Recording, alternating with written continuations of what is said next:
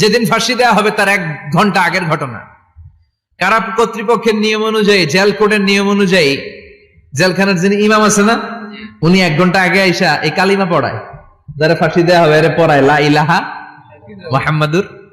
তো সাইয়েদ কুতুব শাহিদকে কালিমা পড়ানোর জন্য ইমাম সাহেব আসছে, ফাঁসির বাকি কয় ঘন্টা, এসে বলে সাইয়েদ কুতুব শাহিদ আপনি পড়েন লা ইলাহা ইল্লাল্লাহ। সাইয়েদ কুতুব শাহিদ বলে আমারে তুই কালিমা শিখাইস না, আমি কালিমা খুব ভালো জানি, যেই কালিমা পড়ানোর কারণে সরকার তোরে বেতন দেয়, ওই কালিমার ব্যাখ্যা করার কারণে সরকার আজকে আমারে ফাঁসি দেয়।